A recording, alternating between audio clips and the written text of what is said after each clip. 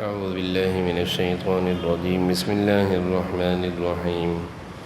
والسماء ذات البروج واليوم الموعود وشاهد ومشهود قتل أصحاب الأخدود النار ذات الوقود إذ هم عليها قعود وهم على ما يفعلون بالمؤمنين شهود وما نقموا منهم إلا أن يؤمنوا بالله العزيز الحميد الذي له ملك السماوات والأرض والله على كل شيء شهيد إن الذين فتنوا المؤمنين والمؤمنات ثم لم يتوبوا فلهم عذاب جهنم ولهم عذاب الحريق.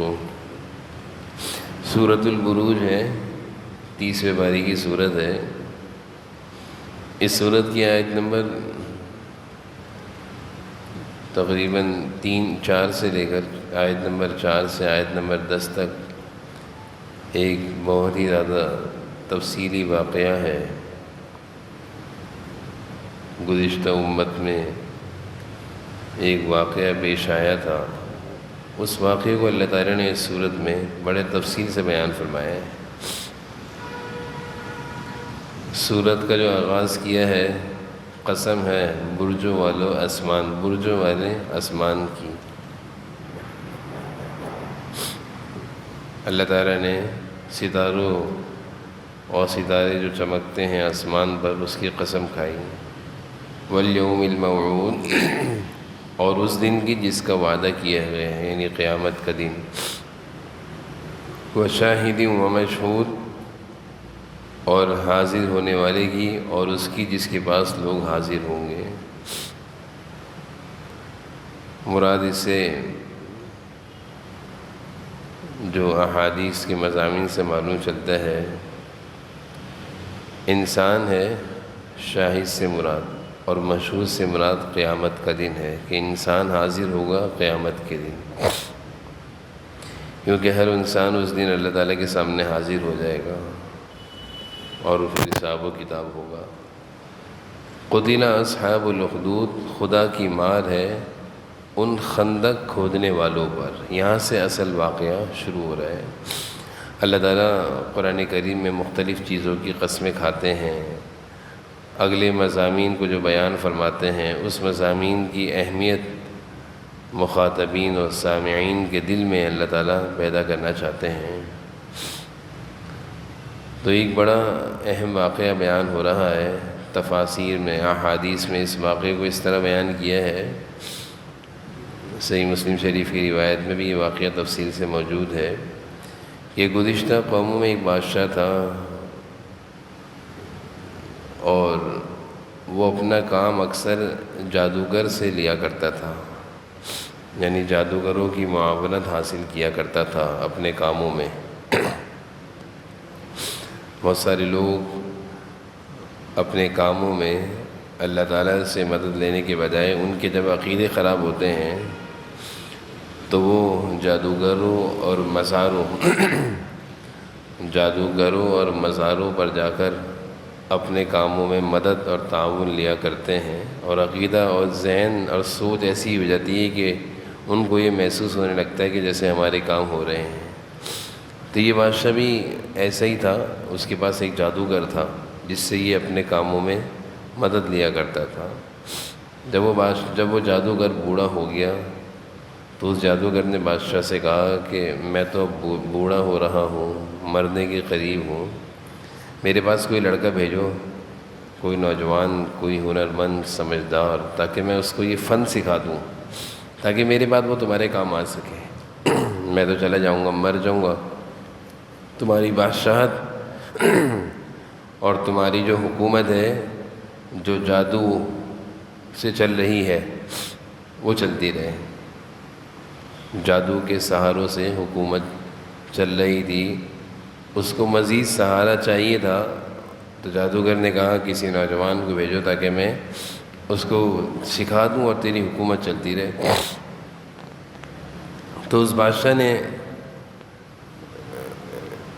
ایک لڑکے کو جادوگر کے پاس بھیجنا شروع کر دیا۔ تلاش کیا ہوگا لڑکا قوم میں، مل گیا۔ یہ لڑکا جب جادوگر کے پاس جاتا تو راستے میں ایک عبادت گزار تھا۔ اس زمانے میں عیسائی مذہب تھا، صحیح مذہب عیسائی تھا، حضرت عیسیٰ علیہ السلام، اور اس مذہب کے عبادت گزاروں کو راہب کہا جاتا تھا۔ تو وہ راہب سچے اور صحیح عقیدے کا آدمی تھا۔ یہ لڑکا جادوگر کے پاس جاتے ہوئے راستے میں اس راہب کے پاس کچھ دیر بیٹھ جاتا تھا، اس کی باتیں سنتا تھا، اور جو صحیح اور حق اور سچ بات ہوتی ہے وہ اچھی لگا کرتی ہے، اور جس بات میں جھوٹ ہو، ملاوٹ ہو، دھوکہ ہو، خیانت ہو، بہروپیہ پن ہو، لوگوں کو بے وقوف بنانا ہو، وہ بات عموماً دل پہ نہیں لگتی، لیکن بہت سارے بے وقوف لوگ ان باتوں میں آ بھی جاتے ہیں۔ تو یہ بچہ اس راہب کے پاس جاتا اور وہ صحیح اور سچی باتیں کرتا، تو یہ بچے کو یہ باتیں اچھی لگتی۔ ایک دن وہ بچہ جا رہا تھا، راستے میں دیکھا کہ ایک بہت بڑا جانور نظر آیا جس نے لوگوں کا راستہ روکا ہوا ہے۔ بعض روایتوں میں یہ بھی ہے کہ وہ جانور شیر تھا، لوگ اس سے ڈر رہے تھے۔ لڑکے نے ایک پتھر اٹھایا اور اللہ تعالیٰ سے دعا کی کہ اللہ مجھے تو نہیں معلوم کہ میرا بادشاہ صحیح مذہب پر ہے یا یہ راہب صحیح مذہب پر ہے۔ اگر راہب کی باتیں آپ کو جادوگر کی باتوں سے زیادہ پسند ہیں تو اس پتھر سے اس جانور کو مار دیجیے۔ اس پتھر سے یہ جانور میں ماروں تو وہ مر جائے اور لوگوں کا راستہ صاف ہو جائے۔ اگر راہب حق پر ہے تو اب جب اس نے وہ پتھر اس جانور کی طرف پھینکا تو وہ لگا اور وہ مر گیا، راستہ لوگوں کا صاف ہو گیا۔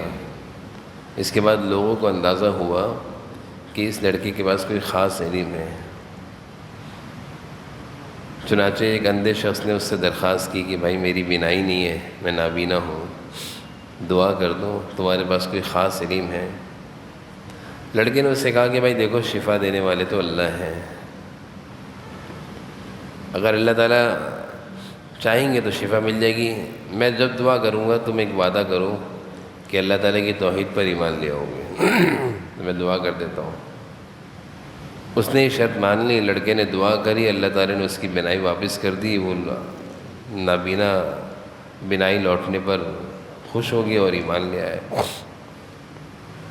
اس طرح کے اور بھی بہت سارے واقعات ہونے لگے اس زمانے میں، اور لوگوں کا عقیدہ اس بادشاہ سے ہٹنے لگا۔ وہ بادشاہ اپنے کو خدا کہلواتا تھا، بت پرست تھا۔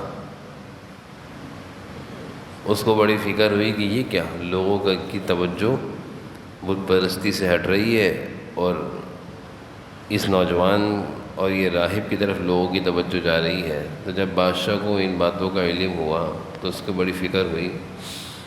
اس نے اس نابینا کو گرفتار کر لیا، اور لڑکے کو بھی گرفتار کرایا، اور راہب کو بھی گرفتار کرایا، اور ان سب کو کہا کہ ان سب کو توحید کے چھوڑنے پر مجبور کیا۔ حضرت عیسیٰ علیہ السلام کا جو مذہب تھا، اس وقت کا صحیح مذہب تھا، مجبور کیا۔ جب وہ نہ مانے تو بادشاہ نے اس نابینا کو اور راہب کو آری سے چروا دیا، آری سے 2 ٹکڑے کروا دیے، اور لڑکے کے بارے میں اپنے کارندوں کو حکم دیا کہ کسی اونچے پہاڑ پر لے جا کر اس کو نیچے پھینک دو۔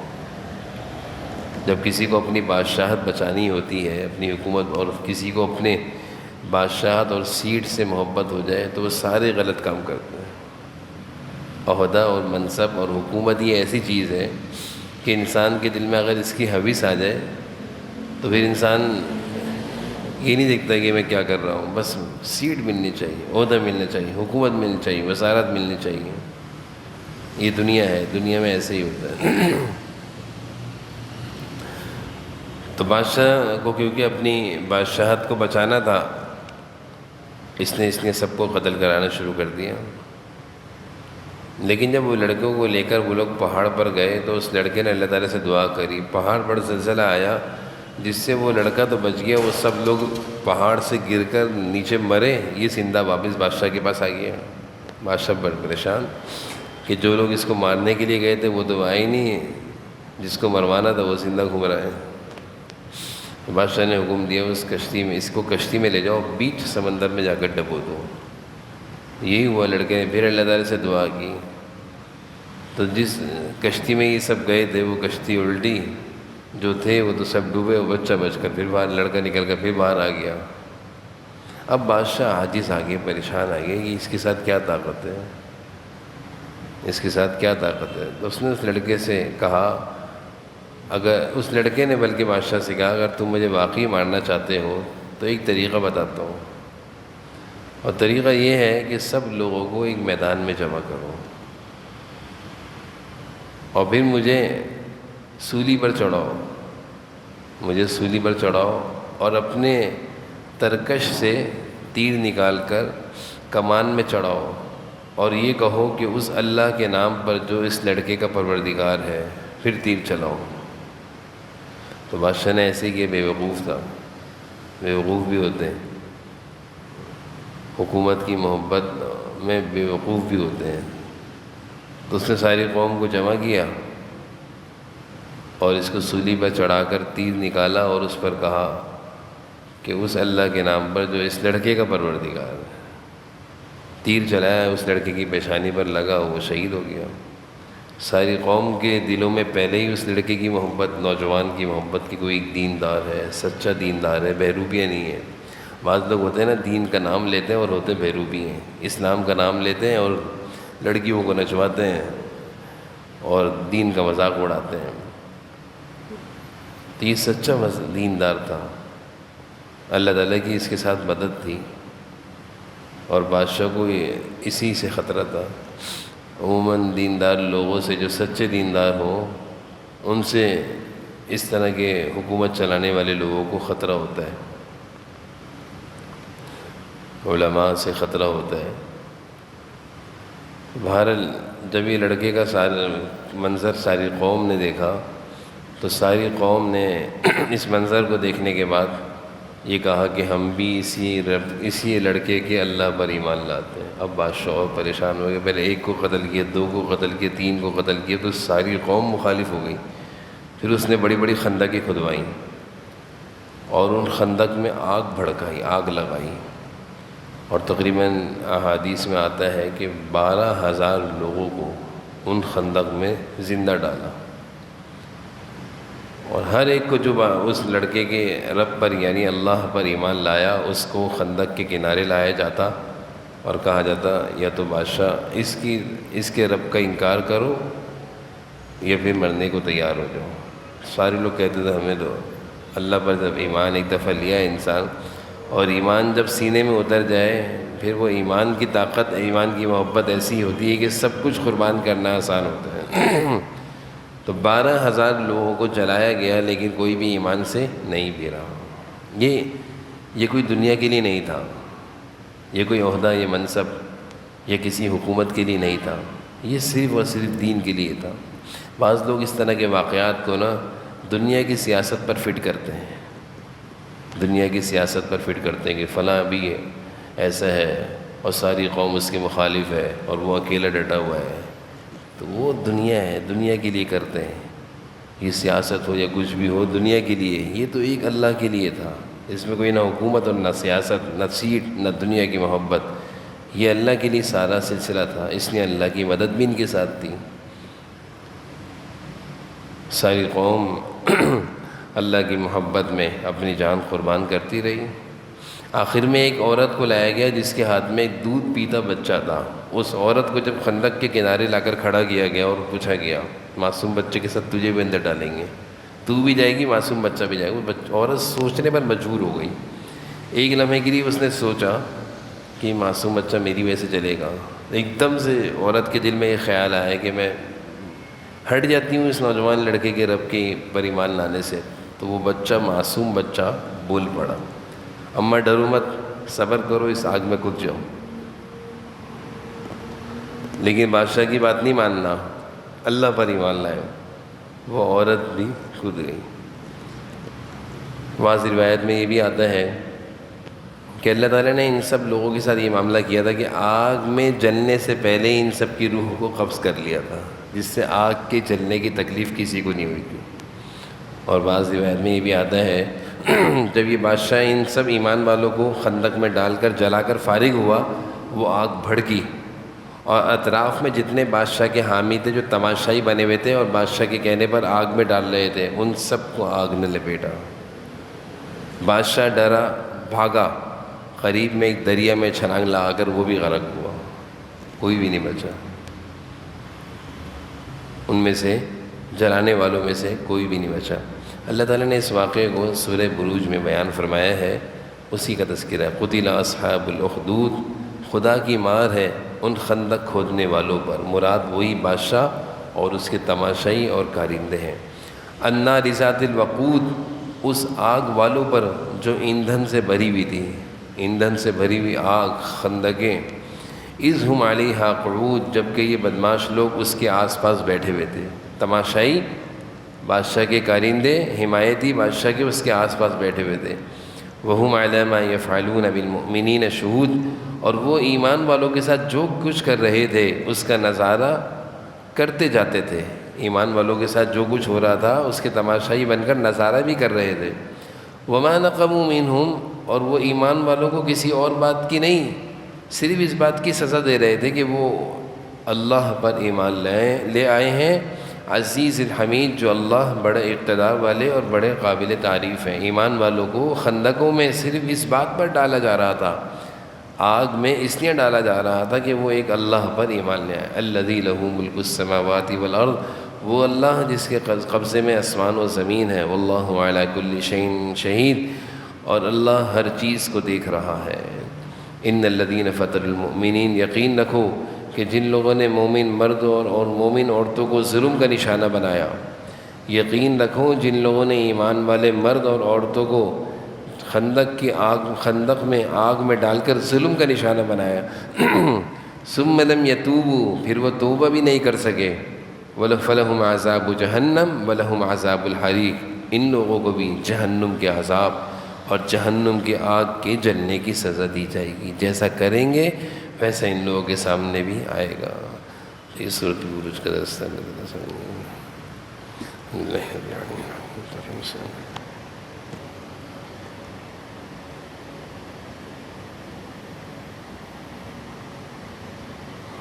صلی اللہ تعالی علیہ وسلم۔